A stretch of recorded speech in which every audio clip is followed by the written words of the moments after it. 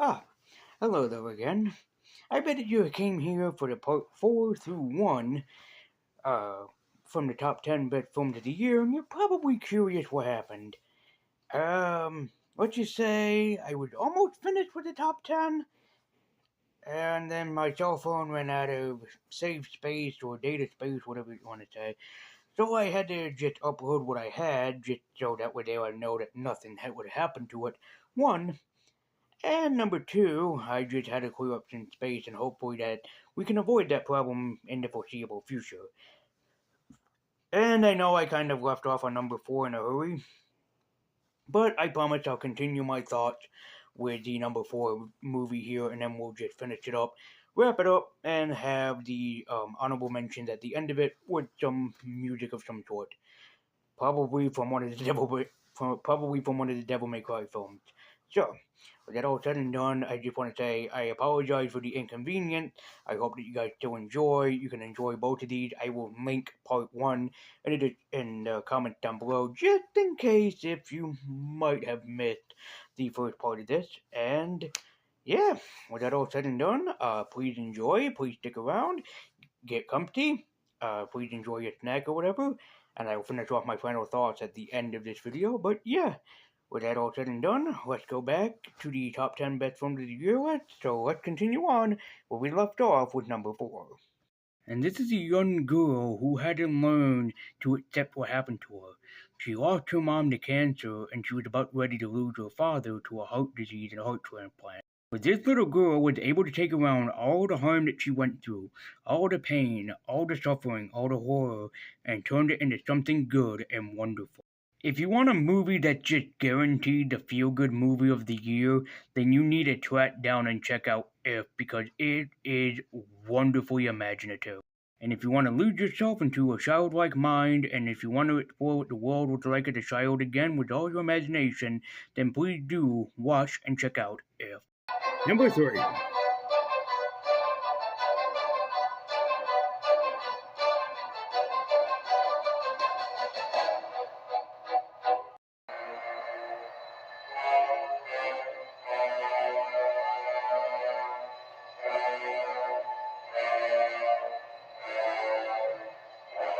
Godzilla Minus One. My God, man, I was excited when I heard the news for this, and it turned out better than all of my expectations could have wished.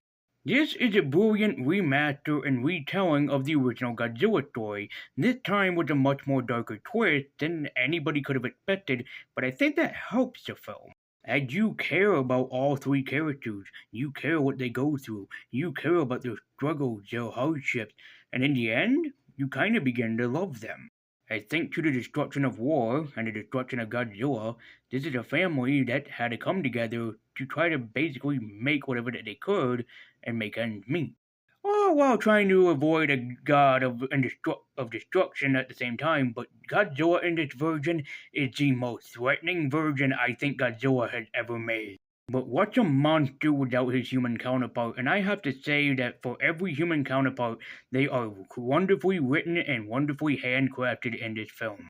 This is hands down one of the best Godzilla movies that you could ever see, and if you're a Godzilla fan, this is one hell of a movie to track down and enjoy. Also, a better reason to track this movie down, if in case you've forgotten, it has a sequel coming out next year, so you might as well do yourself a favor and track this one down before you see the sequel. Number 2. I am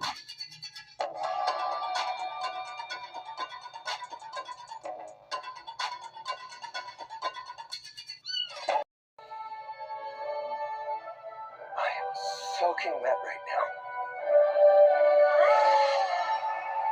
To be clear, I'm not proud of any of it. Deadpool and Wolverine. I would have to admit I was never really a Deadpool fan until I sat back down and watched the movies again, and dear God were these movies awesome.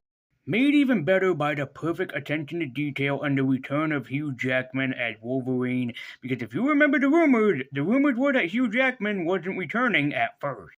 But I was so damn happy when I noticed that he did, and it's made it even better that this isn't a Wolverine that we remember. This is a Wolverine who is indeed a fuck-up. But yet, he wants to turn his life around for the better, and the only way that he knows how to do so is by teaming up with this loudmouth jerkin Red that just never seems to shut up. This film deserved Movie of the Year last year, and I can highly see why a lot of people love this movie, as I've watched it 5 times and came out loving it. I was so damn glad I finally became a Deadpool fan and checked these movies out, especially Deadpool and Wolverine, which was nothing short of awesomeness. But yet, as much as I love Deadpool and Wolverine, it did not reach my favorite film. So you might be asking yourself right now, well, then what did? And my number one favorite movie of the year has the honor of going to Just over the horizon, I can hear the harbor bell. Land ahoy! I know, I'm sorry, but Wonka was just, I don't know what it is, but just became my favorite film of the year. Was I excited for the film? No, not necessarily. I've seen the trailer, but nothing really appeased me about it. But yeah, I'll admit I was kind of interested. But if I had to say something, it probably was Timothy Chalamet's basically appearance and also his performance as Willy Wonka, and he really sold me on just his performance alone. This movie had such a childlike wonder to it that I think that's what makes it so more enjoyable than actually I was expecting it to be, and the message behind it is really well crafted. And I am a fan of musicals, I will make that well known, and I think that's probably what sold me is the creative music behind everything.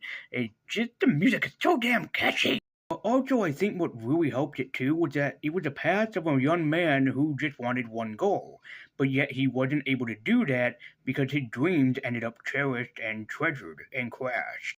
All he wanted to do was to sell chocolate to the world, but he couldn't do that when his entire dream just came crashing down around him, and yet he thought he disappointed his own mom.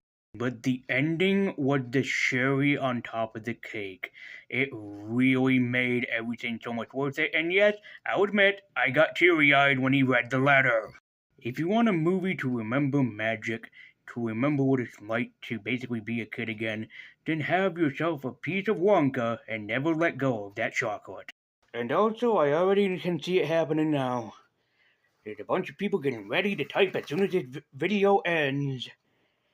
And they're about ready to say not so nice things about me for not having either Godzilla Minus One or Deadpool and Wolverine at my number one movie instead of Wonka. But all I can say is, a world of your own, a place to escape to.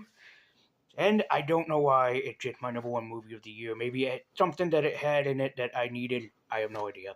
But guys, as always, thank you so much for watching. Be sure to like, share, comment, subscribe, hit that bell icon to be notified every single time I make an upload. And tomorrow is my last video of the year, my Christmas special. But don't worry, I'll be back next year. And besides, excuse me while I grab these. Hopefully I don't knock everything else down. Please.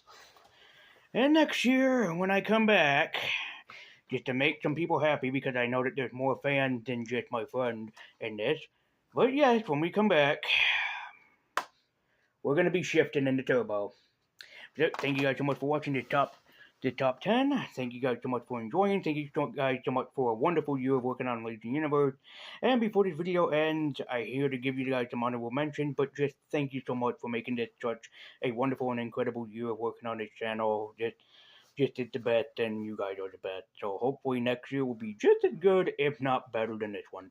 So before we end everything off, please enjoy the following honorable mentions.